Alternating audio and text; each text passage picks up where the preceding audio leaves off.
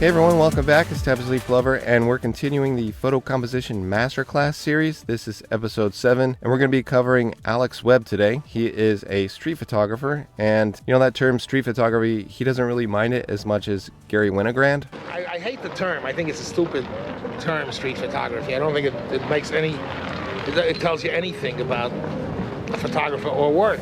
But for me, street photography doesn't mean simply photographs in the street. It's true that I think street photographs tend to be taken in public or semi-public places, but for me, it's really almost more about a kind of attitude, an attitude of curiosity, exploration, and discovery.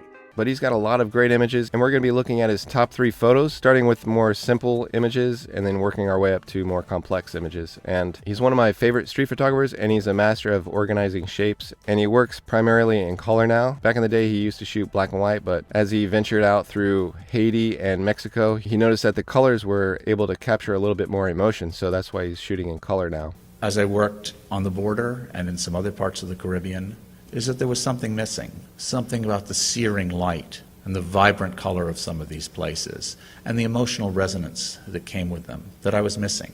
And so I ended up turning to color. But in this first shot, we can see quite a few things going on here. First off, we notice the color. The colors are definitely interesting, the green with the orange. In this environment, he's capturing 2 different light sources. We've got this little kid pretty much centered. Let's turn on the grid here, and we're going to look at the symmetry. We've got the vertical and horizontal center lines. I'm going to turn this off here. But you can see he's on the left of that vertical center line, and then these people in the background, they're on the right side of that vertical center line. So he's balancing it within the center, but it's going from left to right, which is a nice balance. He's also got the contrast of this soft cotton candy combined with the hard look of these chains, which is a nice look there. And also he's working with size hierarchy. He's got this little kid in the foreground. He's a lot bigger than these people in the background, so he's showing that size hierarchy and depth, the little bit of blurriness in the background to add to the depth. It's a nice look where the kid's looking off to the left side here instead of looking at the camera. That's good because it's kind of like a candid moment. You don't want people just staring straight into the camera when you're a street photographer because it's kind of like you're being caught in the moment. So when he's looking off to this side, it's more of like a candid moment because he's not noticing the photographer. And he's also doing a gesture. He's picking from the cotton candy rather than just holding it. So it's like an action. We like to see that in street photography, gestures. I've got tons of street photography articles on the site, but there's a few that cover specific techniques that these street photographers use that really enhance the final image, so definitely check those out if you can. A lot of great tips in there and they can inspire your street photos. Let me turn on the grid here and we're going to look at this diagonal. The more I analyze his photos, you can see that he's noticing diagonals, and look at this diagonal in the background. He's capturing this diagonal here.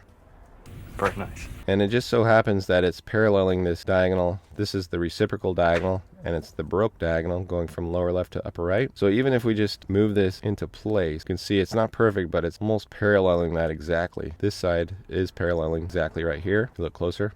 And then this dominant side is almost paralleling perfectly, except for on that lower section right here, okay? But that is pretty awesome to see that in a street photo. He's a Magnum photographer, and that's the company that Henry Cartier-Bresson founded with Robert Capa, I believe. And Bresson was huge into geometry. Composition for you.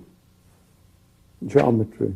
Geometry. And I'm sure some of this rubbed off on Alex Webb as well, and the many other excellent photographers at Magnum. So this is the first image. It's hard to find anything that's wrong with this image. The only thing I found was maybe just to increase the contrast on this young man here and subdue the highlights around the edges. So I just added that brightness and contrast layer just to bring more attention back to this main subject here. And he's also got nice figure-ground relationship on these 2 subjects, this one and then the background one. And the way you do that is you just run an imaginary line around the subject. If you're analyzing your work or someone else's, just run an imaginary line around the subject and make sure there's enough contrast within the scene to have them separate from the backgrounds. And they're definitely separating from the background. Dark figure on a light background. And then this is a dark figure on a light background as well. You can also squint. Squinting helps too. So if you squint really hard, you'll see that this young boy's hair kind of falls into the background a little bit, kind of starts blending there. It's not bad, but if you wanted to enhance that, make him pop off a little bit more, you can fake it. And let me just create this adjustment layer, increase the brightness, and then I'm going to inverse the mask, Command I or Control I, and then you can brush in. I'm going to just use like a brush that's 50% opaque, and then I'm going to brush in the opposite color of the mask, and you can make this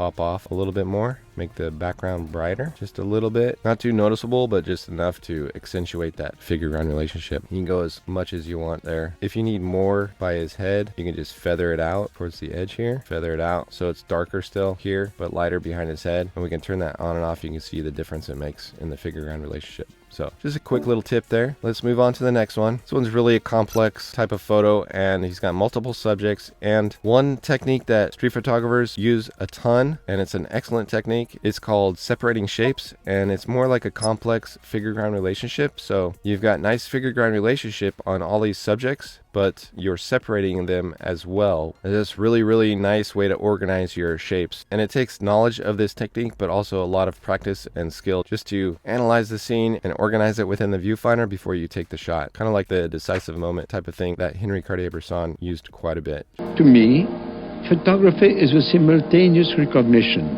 in a fraction of a second of a significance of an event, as well as of a precise organization of forms which give that event its proper expression. You know what you're looking for, and you wait for the perfect moment to take that shot rather than holding down the shutter button and praying for a good shot. So if we go around, we can see this guy. He's got an aspect of view. He's got that side profile of the face, so that helps us identify his face, clearly separated from the background. Got this boy silhouetted, nice clear background, nice figure ground relationship. Got the aspect of view of this donkey or the mule or whatever. Got the ears going right here, which is nice, creating some diagonals within the scene too. I wonder if the grid lines up to that. We'll check in a second. Also, this woman, she's well lit against that dark background. Okay, this woman, aspect of view, the limbs are spread here. Another excellent technique that street photographers can use, but definitely nice lighting too. And then this guy right here, awesome shot with the cigarette. And it's good because this cigarette's not overlapping onto this woman's face. Clearly separated. Okay, he's turning towards the camera, and you've got that nice shape of that cigarette going right there. Also have really nice textures here in this box, and then in his hands.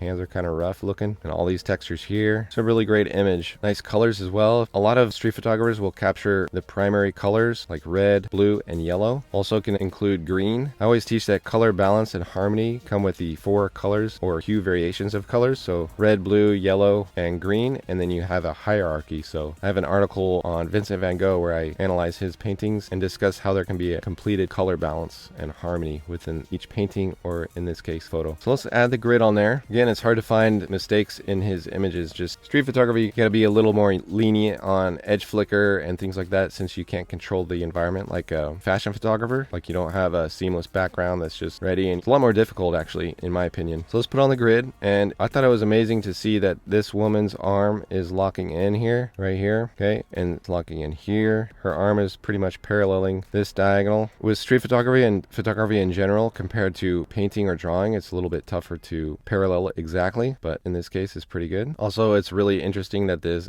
donkey's ear is paralleling this dominant baroque diagonal here. Really cool. And then we've got this is a polar point where the 90-degree angle is made, and we can see that vertical created from the polar point is locking into that vertical of that pole there, which is pretty interesting. And then this guy's face is right on that diagonal. Just a really cool, well organized image that seems pretty much impossible to do within a fraction of a second, but he does that here. And I couldn't find much wrong with this one, but I did go around and just cleaned up the edges a little bit. And he clean a diamond ring.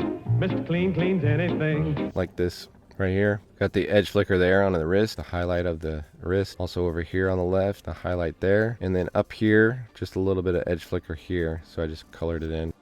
But with street photography, you don't really want to go through and edit your photos like this, edit things out, unless you're like Steve McCurry. You're against photoshopping on your work? Is that something weird? Well, yeah, I think that, it shouldn't add or subtract things.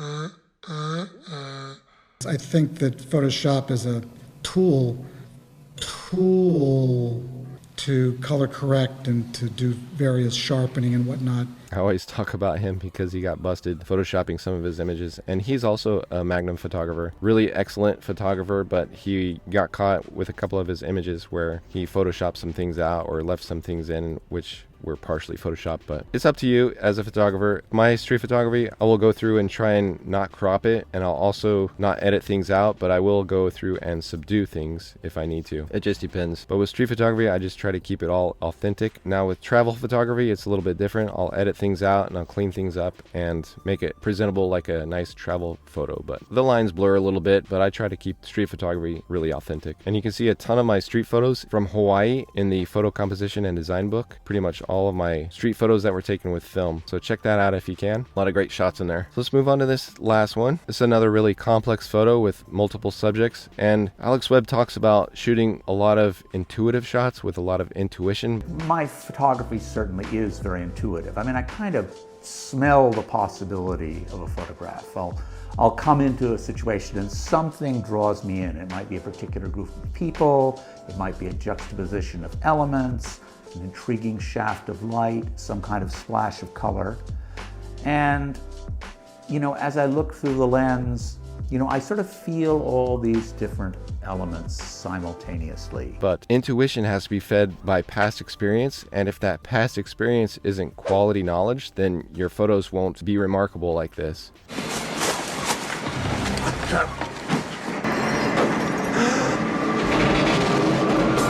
Oh my God! No, stop!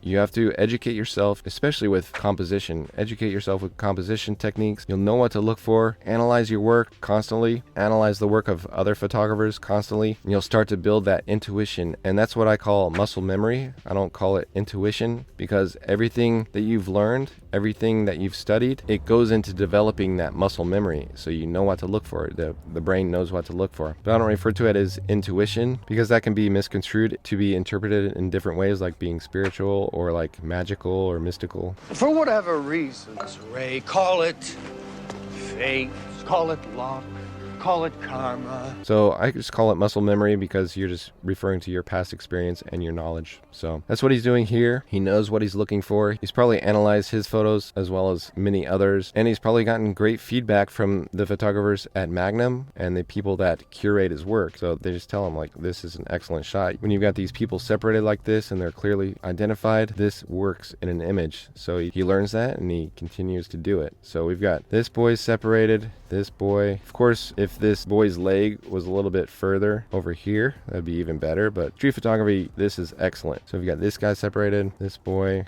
this one right here. All nice figure ground relationship too. This one too, except for his hairs blending in with the background, which is fine.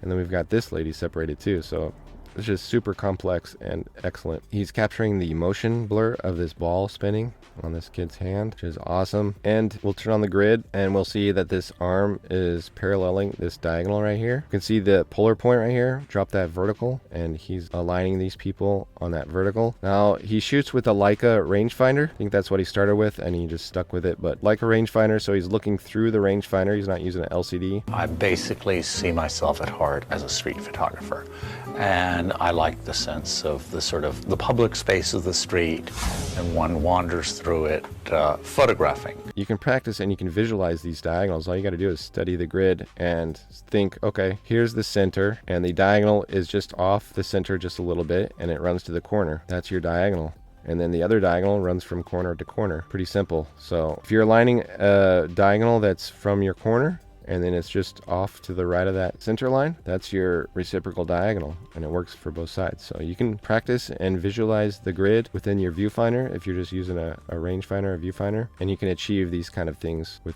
everything locking in like that. So pretty cool. This boy's locking in over here too on that vertical. And then we'll just check the balance real quick. If we analyze the subjects and the interest, we've got all this interesting structure here. We have got 3 subjects over here. He's using size hierarchy. So we've got large, medium, and small. And then over here, we've got interesting subjects as well, but more negative space. Not really much going on over here with that tree and then all this large structure here. We've got a basketball hoop in the background, adding interest. So we've got 3 large subjects over here. So pretty much balanced. This is large, This guy's large, but we've got the ball more on the right side. That's adding visual weight on this right side. If you think of the vertical center line as the fulcrum, that's where your balance starts, and you start to balance things from left to right of that vertical center line. Okay, so that's where balance is achieved. I cover this a ton in the Gestalt Psychology video collection in the Law of Symmetry video. If you haven't seen that, check it out. But we've also got his gazing direction, which is going this way. It adds more visual weight to the right side. And then like the only thing I found here, just like the other one, I just controlled the contrast around the edge just a little bit, but nothing too extreme. Overall, it's a really well composed, well balanced image. He's showing off his skills. He's very, very, very in tune with the environment, the decisive moment, the geometry within the scene, street photography techniques like separating shapes, figure ground relationship, all that stuff. So it's really excellent. He's an excellent street photographer. Definitely check him out. So we start from more simple compositions, and then we work our way up to more complex scenes with nice figure ground relationship, nice aspect of views, separated shapes, and excellent size hierarchy, everything. But that's Alex Webb. Definitely check out his photos. So leave a comment down below if you have a photographer in mind. I'll take a look at them and see if I can bump them up on the list, but this can be over 50 photographers. Make sure you subscribe. I appreciate the support and stay in touch.